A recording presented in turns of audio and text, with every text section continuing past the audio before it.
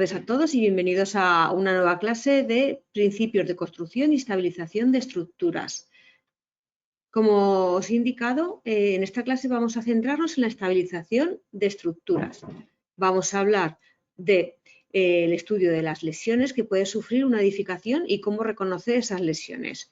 Dentro de estas lesiones sabremos los procesos degenerativos que causan estas lesiones y criterios generales sobre las medidas de seguridad, además de los síntomas y signos indicadores de este riesgo de colapso. Bueno, en primer lugar, en la estabilización de estructuras tenemos los procesos degenerativos. ¿Qué procesos son esos? Esos procesos son fallos que vienen de origen, que serían los proyectos de obra deficientes o un proyecto de obra correcto, pero el proceso constructivo inadecuado. Y luego tenemos los daños producidos por agentes externos o internos que hacen que se envejezcan los materiales. Dentro de los externos tendríamos los externos naturales, que serían incendios estructurales, seísmos, explosiones, inundaciones, aguas subterráneas, etc. Los externos generados por el hombre, que sería demolición de edificios colindantes y excavaciones próximas. No sé si todos habéis oído pues, la ampliación del metro con la línea 7B que va hacia las localidades de Coslada y San Fernando de Henares. Pues esto fue inaugurada esta ampliación en el 2007 y debido a todo este movimiento de tierras, estas obras están haciendo daños ocasionados a la composición geológica del terreno en el que fue construida y tiene una gran capacidad de aguas en el subsuelo que ha debilitado la infraestructura del suburbano y las estructuras de más de 600 viviendas, además de espacios y edificios públicos. ¿Vale?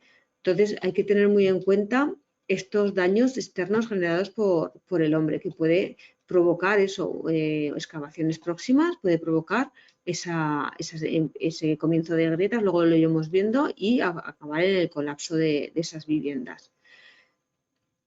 ¿Vale? También hay labores periódicas de conservación y mantenimiento que evitan que esto vaya a más.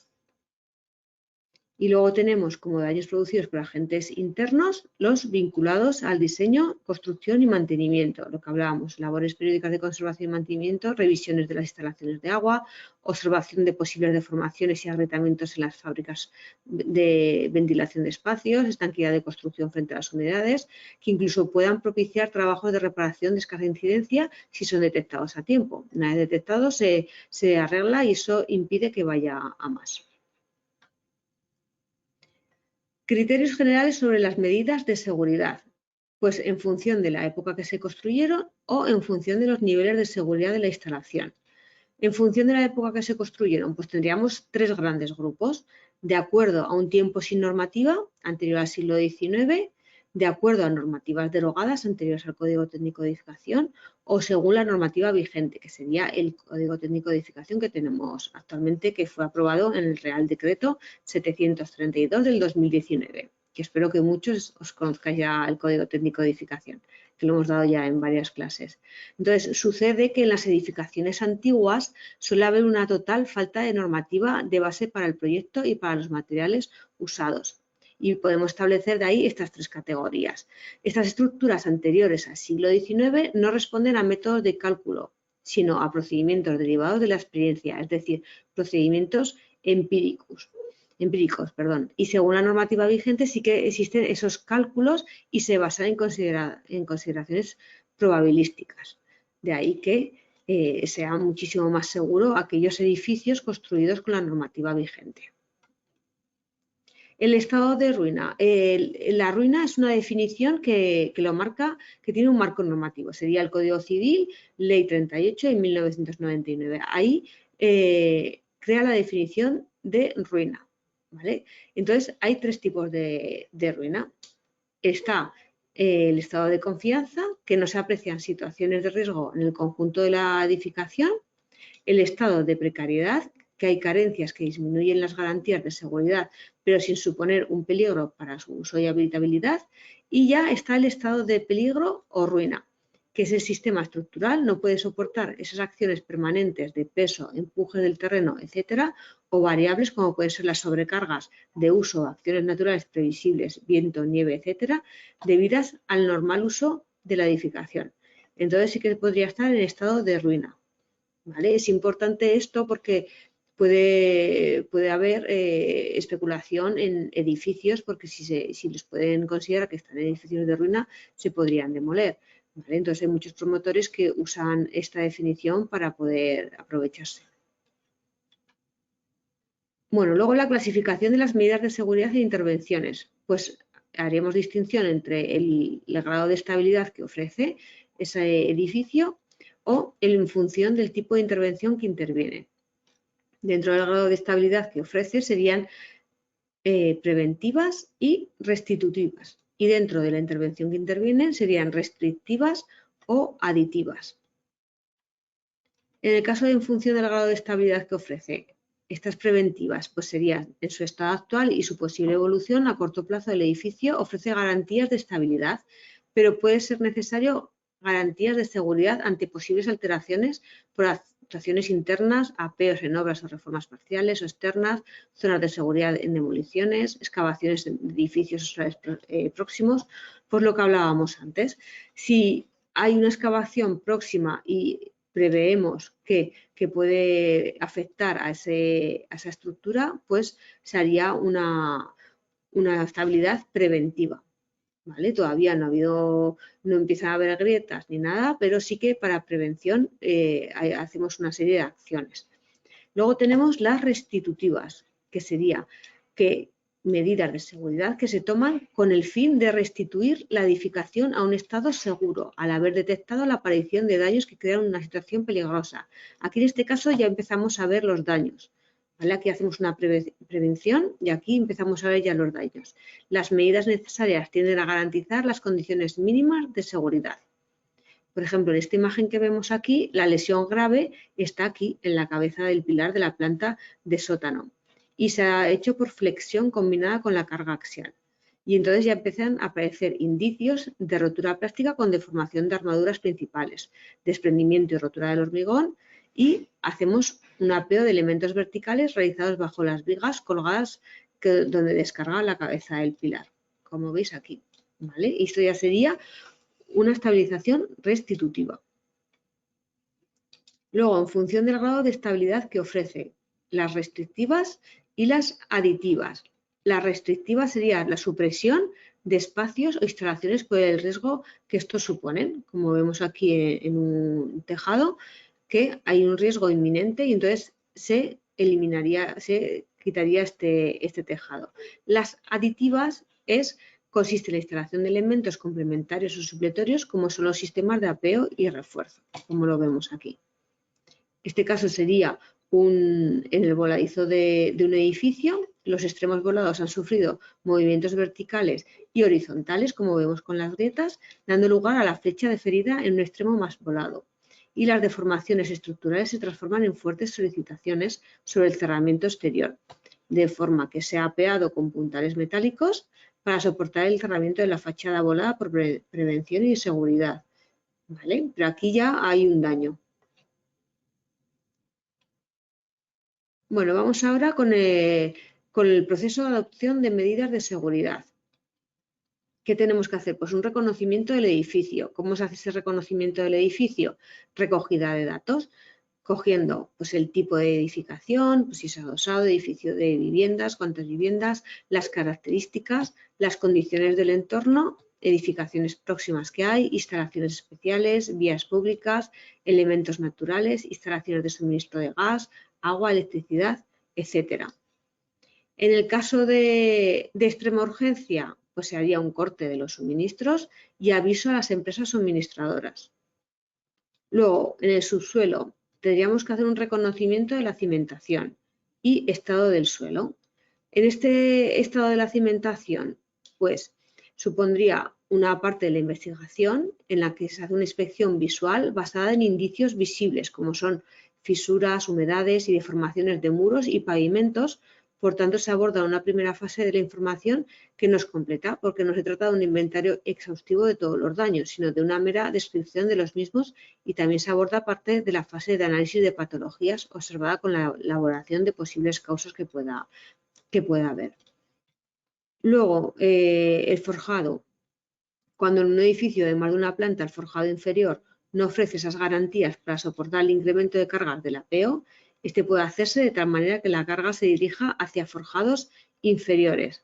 Cuando es necesario dar este paso, se requiere que previamente se estudie el estado de estos forjados inferiores, así como en sus pilares y columnas.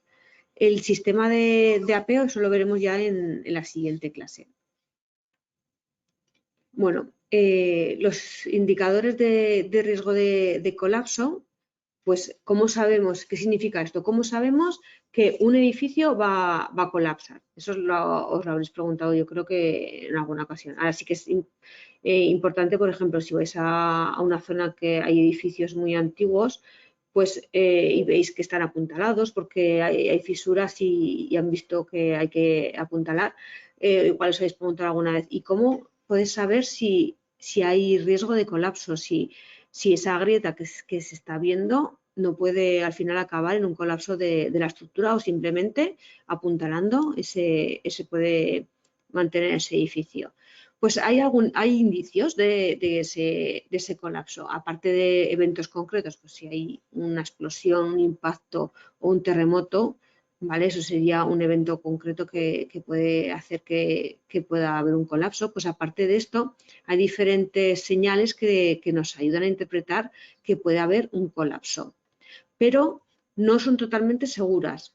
Ahora vamos a ver unos vídeos para que veáis el cuidado que hay que tener con estos edificios, porque puede haber edificios modernos que pueden colapsar repentinamente sin apenas estas señales previas, y otras edificaciones antiguas declaradas en estado de ruina durante décadas siguen manteniéndose en pie. Eso lo habéis podido ver, habéis podido observar edificios muy antiguos que están en estado de ruina y ahí se mantienen, no hay un colapso, ¿vale? Entonces esto no es ciencia pura que puedes saber por X. Hombre, los arquitectos con mucha experiencia pues sí que lo podrán ver, pero no es ciencia pura que puedas decir, pues mira, pues si hay una fisura de este grado de aquí a aquí, pues hay colapso seguro, ¿no? ¿Vale? Entonces, hay señales que sí que nos ayudan a interpretar ese colapso.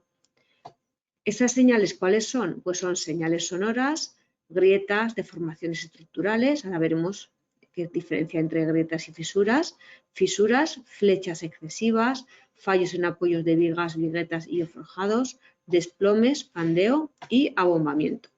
Vamos a ir viendo cada una de ellas.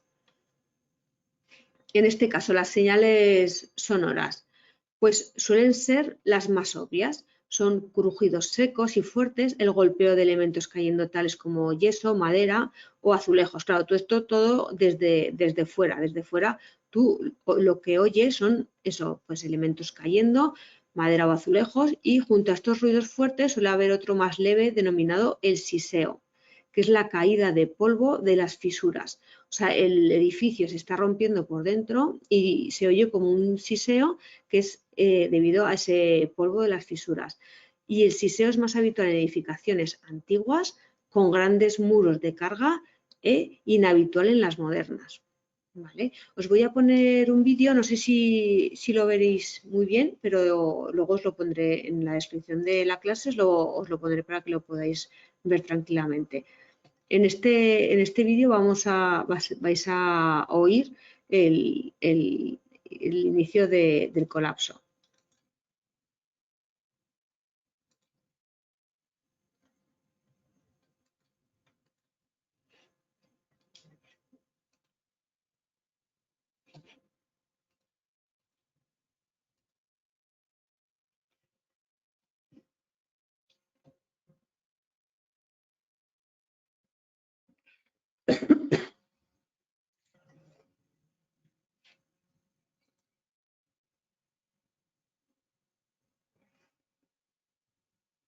Creo que no lo oís, entonces mejor cuando os lo ponga os lo ponéis vosotros. Cuando os cuelgue el vídeo os pondré en la descripción este enlace.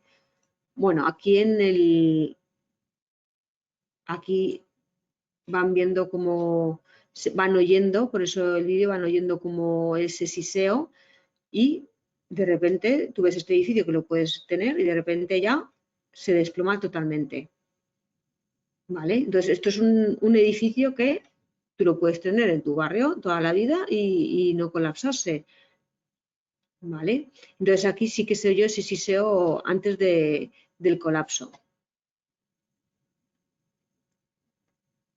¿Vale? Y aquí vemos cómo se va desplomando. ¿Vale?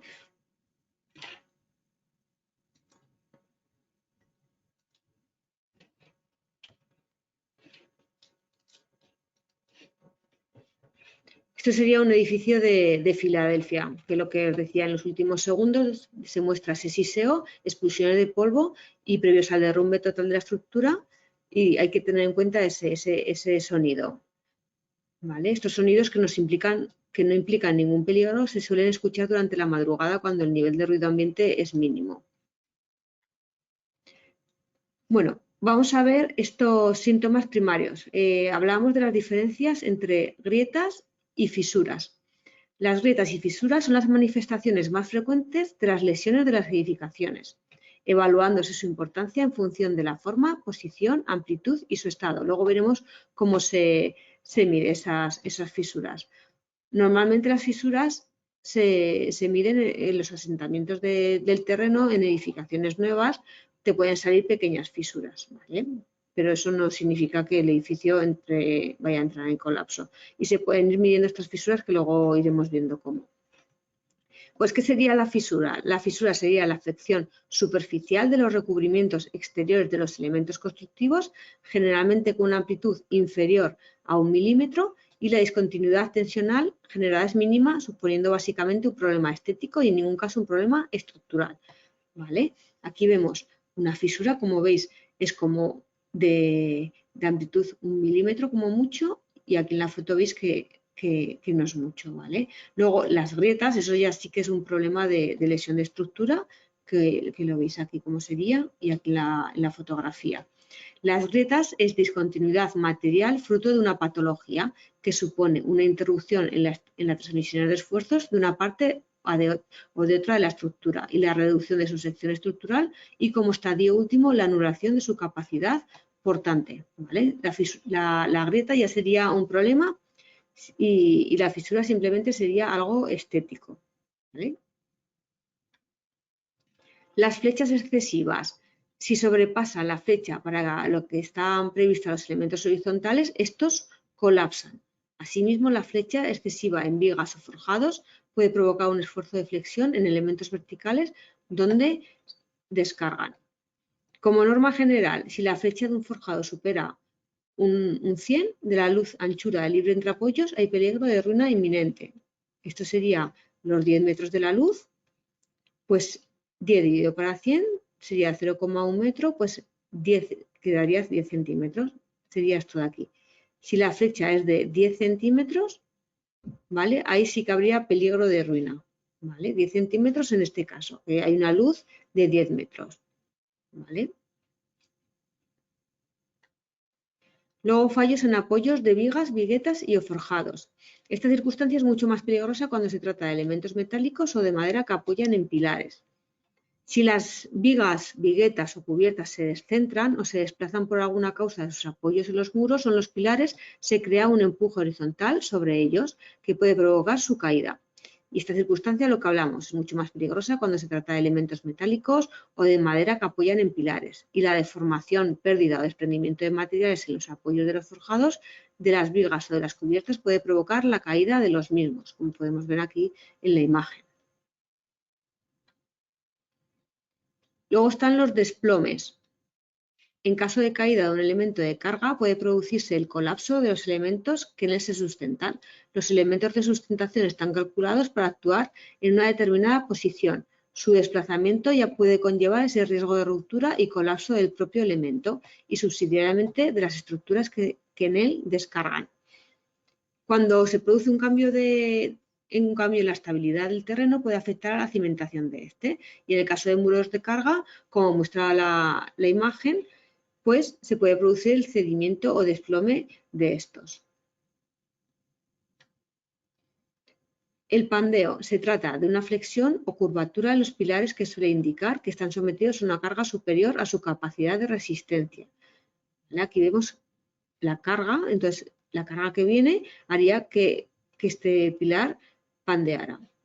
Y aquí en la imagen tenemos un pandeo de un muro, la sección de un pandeo de un muro. Luego, por otro lado, otra deformación avanzada sería el abombamiento, que sería la flexión o convexidad en los muros que puede deberse a que están sometidos a una carga superior a su capacidad de resistencia, a un espesor insuficiente, a una excentricidad de la carga o a un fallo de adherencia entre el mortero y las piezas de fábrica. Importante. En el caso de desplome, pandeo o abombamiento que hemos visto anteriormente, se considera que hay peligro de ruina inminente si las dimensiones de la deformación superan la mitad del espesor del elemento. ¿Vale? Y si no se ve claro a simple vista, debe comprobarse con regla y nivel utilizando plomadas, ¿vale? Para ver exactamente ese pandeo o abombamiento. Vamos con la ruina. Un edificio se puede declarar en estado de ruina cuando se considere que por su situación se producirá en un espacio de tiempo breve o muy breve el derrumbamiento parcial o total del mismo. ¿Vale? Y dentro de esto tenemos la ruina incipiente, la ruina avanzada y la ruina inminente. ¿Cuál sería la ruina incipiente? Pues existen síntomas en sus elementos constructivos, pero las lesiones no afectan todavía a toda la estabilidad del edificio y por lo tanto tampoco a la seguridad de los ocupantes. No obstante, si evoluciona se produce la caída. Por el contrario, si se estabiliza se detiene la progresión, lo que hablamos de la previsión. ¿Vale? Luego, la ruina avanzada. Se producen movimientos en los elementos constructivos que indican su caída, a no ser que se tomen las medidas oportunas de contención, como por ejemplo apeos, cimbras, apuntalamientos, que todo esto lo veremos en la siguiente clase. Y luego ya la ruina inminente, que serían los movimientos de elementos constructivos, no se pueden detener. La caída es inminente, por lo que solo nos preocupamos de colocar los elementos de seguridad para poder socorrer y desalojar. Durante las tareas posteriores de derribo también se adoptarán las medidas de seguridad necesarias. Vamos a ver esas actuaciones de seguridad. ¿Cómo podemos actuar en un derribo? ¿Qué actuaciones podemos aplicar? Pues una de ellas sería aligerar cargas. ¿Vale? Si se observan deformaciones o grietas que puedan ser debidas a un exceso de carga, inmediatamente debemos proceder a reducir dicha carga. Este tipo de situaciones son habituales en forjados o cubiertas sobrecargadas de agua o nieve. Bueno, aquí tenéis la imagen de una cubierta, la habréis visto muchas veces en el telediario, cuando hay grandes nevadas siempre se ven colapsos de cubiertas. ¿Vale? Y luego recordad en el volcán de La Palma que militares y bomberos tenían que estar limpiando la ceniza de los tejados de las viviendas por lo mismo, para evitar ese riesgo de colapso. ¿Vale? Entonces es muy importante estas labores de aligerar cargas, ¿vale? Que serían las tareas de seguridad que tendríais que hacer vosotros como bomberos. Luego, otra actuación. Tendríamos la de sanear elementos desprendidos que pueden generar un riesgo por caída de los mismos. ¿Vale? Aquí vemos una imagen de un vídeo que vamos a ver ahora. Se deben retirar los elementos desprendidos que pueden suponer un riesgo de caídas en altura, pero solo si no se trata de elementos resistentes que soporten algunas cargas. Esta operación debe realizarse guardando la máxima precaución para evitar que las vibraciones de los golpes puedan provocar un hundimiento accidental en algún otro punto. ¿Vale? Un ejemplo de esto que estamos hablando lo vamos a ver en este vídeo. La precaución con la que hay que trabajar en estos casos.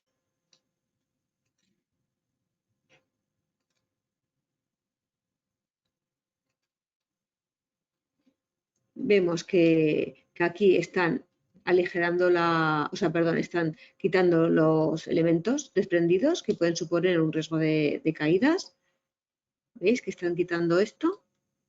Porque puede suponer este riesgo de caída. Esto no es un elemento estructural como hablábamos, esto simplemente sería la fachada. Lo va eliminando con mucho cuidado, ¿Veis que ha puesto aquí un parapeto para que esto no caiga afuera de la calle, sino adentro? Y finalmente cae todo, colapsa. ¿Vale? Fijaos con el cuidado que se tienen que hacer esto.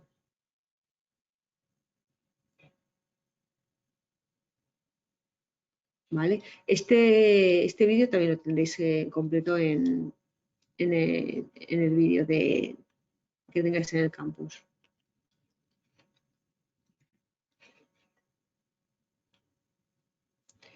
Bueno, vamos a ver cómo se controlan las grietas. Hemos hablado de fisuras, que sería algo estético, y luego serían las grietas, que sí que da problemas estructurales. ¿Cómo controlamos esas grietas? Pues para conocer la velocidad de avance de las grietas, la forma más simple de hacerlo es colocar testigos junto a los que se graba la fecha y hora en que se colocan y se observan periódicamente. Hay varios métodos, ¿vale? Tendríamos el testigo de yeso, el fisurómetro, clavos, testigo de papel, testigos de vidrio y fotografías. ¿Alguno ha visto algún testigo?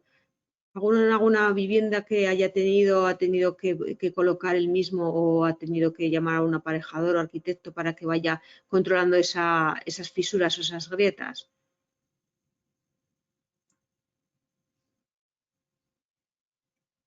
¿Y en vuestras viviendas os han aparecido alguna vez fisuras o grietas? Bueno, pusieron testigos de papel. Vale, pues ahora vamos a ver esos testigos de papel cómo se utilizan. ¿Y esos testigos de papel los puso el conserje o los puso un aparejador, un arquitecto, algún técnico?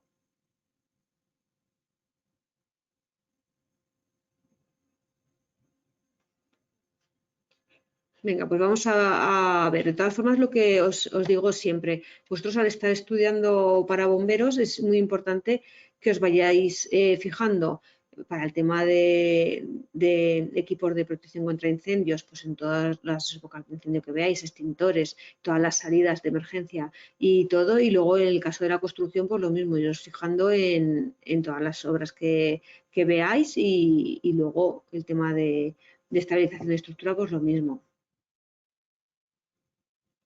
Venga, pues vamos a ver cómo se hace ese control de las grietas. Tenemos el testigo de yeso. Este testigo es únicamente a fin de detectar si la grieta está activa, es decir, si hay movimientos estructurales o de cimientos, ¿vale? Esto no te va a medir ni te va a decir si esa grieta cuánto va aumentando, sino directamente te va a decir, va a detectar si está activa y si sigue movimiento. Entonces se colocaría el testigo de yeso o escayola, esto sería como aquí se ve claramente que es una grieta, que no es una fisura, ¿vale? Entonces en esta grieta que ya está hecha se colocaría el yeso, un yeso o escayola sobre la zona. Es una lámina de yeso muy delgada de unos 10 centímetros de diámetro sobre la fisura, de modo que la lámina queda anclada a ambos lados de la fisura. Marca lápiz sobre la pared de la fecha que se colocó este testigo, el testigo sería esto, y si se fisura el testigo, se marca la fecha de la fisuración, ¿vale? Si esto se va fisurando, pues ya se va marcando la fecha. Entonces, en este caso veríamos que esta grieta está activa y que sigue habiendo movimientos estructurales o de cimientos. El fisurómetro. Pues también podríamos medir, con este lo que hacemos es medir la evolución de la fisura, ¿vale? No solo vemos si está activa o no está activa, sino que la medimos y vemos exactamente cómo se está moviendo.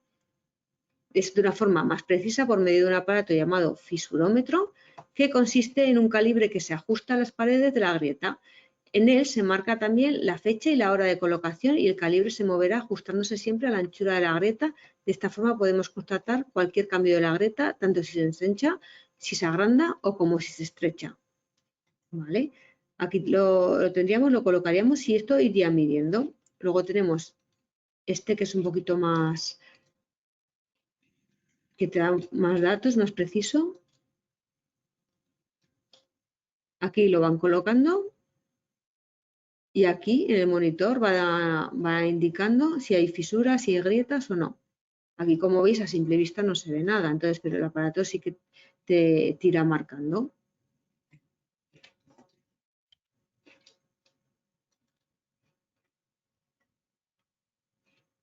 Otra forma de mirarlo sería con clavos. Se coloca uno a cada lado de la grieta y se mide con un calibre.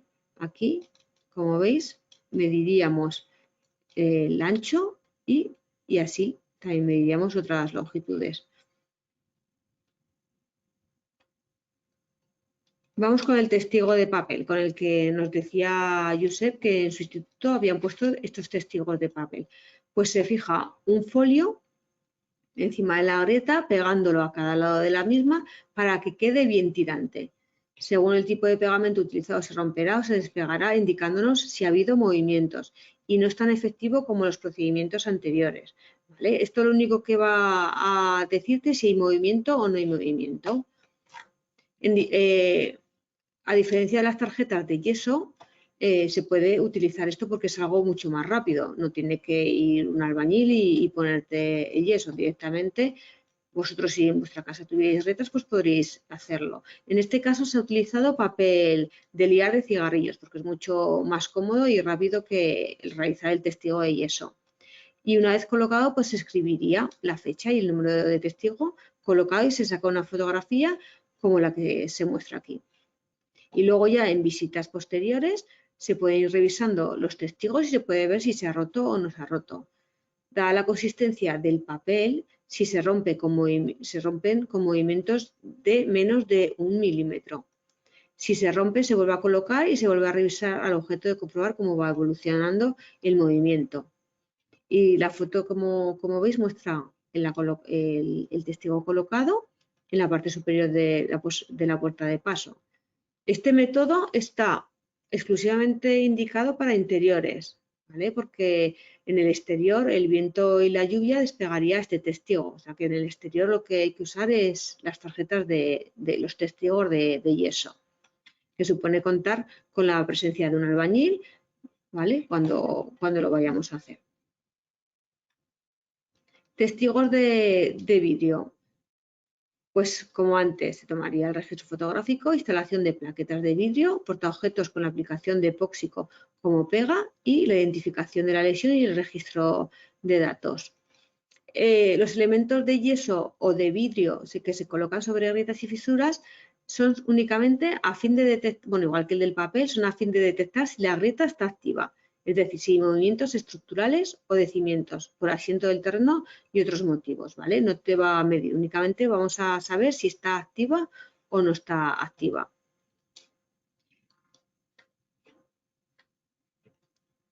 Y luego tenemos los técnicos especializados, que tras la adopción de las medidas preventivas de emergencia se solicita la presencia del titular del edificio para que los técnicos especializados realicen un estudio más profundo. Los procedimientos más comunes serían pues, las calicatas y estudios geotécnicos para inspeccionar los cimientos, que sería la forma más rápida, directa y económica de reconocer la zona más superficial del terreno en la excavación a cielo abierto o de zanjas o calicatas, y se realizaría de forma manual o mecánica, siendo lo más habitual mediante retroexcavadoras mixtas, aunque también son frecuentes las mini excavadoras o excavadoras. Luego también con esclerómetro, ultrasonido, radiografía o gamografía, sondas magnéticas, todo esto es tecnología que usarían ya los técnicos especializados. También estudios con rayos X o nucleares de los defectos en las soldaduras de estructuras metálicas, ¿vale? Esto ya sería más técnico. Pues esto sería toda la parte de estabilización de estructuras. En la siguiente clase acabaremos ya el tema de apeos y acabaremos el tema de estabilización de estructuras. No sé si tenéis alguna duda.